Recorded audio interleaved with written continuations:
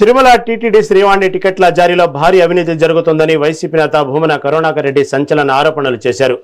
ఆన్లైన్లో టికెట్లు విడుదలైన నిమిషమన్నరలోనే మాయమవ్వడం వెనుక దళారులు, ఐటీ విభాగం హస్తం ఉందని విమర్శించారు. గత 4 నెలల్లోనే సుమారు 48 కోట్ల రూపాయల మేర అక్రమాలు జరిగాయని, ఒక్కో టికెట్ను 15,000 రూపాయలకు విక్రయిస్తున్నారని ఆరోపించారు. సాఫ్ట్వేర్ భద్రతా లోపాలు, అధికారుల అవినీతిపై సిబిఐ విచారణ జరపాలని డిమాండ్ చేశారు. అర్హత లేని వ్యక్తులకు ఐటీ బాధ్యతలు అప్పగించడం వల్లే ఈ పరిస్థితి వచ్చిందని మండిపడ్డారు. టిక్కెట్లు ఆన్లైన్ ద్వారా ప్రతిరోజు 800 టిక్కెట్లను ఇస్తున్నారు. ఉదయం 9 గంటలకు దాన్ని ఓపెన్ చేస్తే 9 గంటల 1.5 నిమిషంలో మొత్తం 800 టిక్కెట్లు అమ్ముడుపోయినట్టుగా వస్తున్నది. ఇది ఎలా సాధ్యం?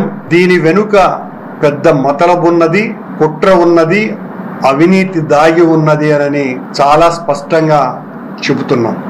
ఈ రోజున టీటీడీ వాళ్ళు ఒక ప్రకటన ఇచ్చినారు. దీనికి సంబంధించి చాలా సాఫ్ట్వేర్ పై నిరంతర నిఘా, దీని మీద డేగ కన్ను వాళ్ళు ఇచ్చినటువంటి మాటలు.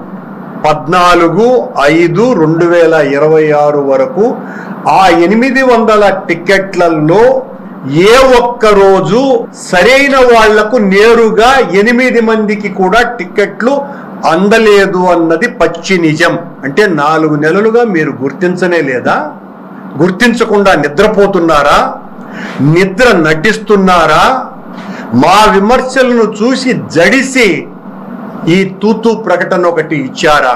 ఒక్కో టిక్కెట్ను దళారులు, ట్రావెల్ ఏజెంట్లు 15,000 రూపాయలకు అమ్ముతున్నారని మేము చాలా స్పష్టంగా 1.5 రోజుల క్రితమే చెప్పటం జరిగింది. చెప్పినా మీకు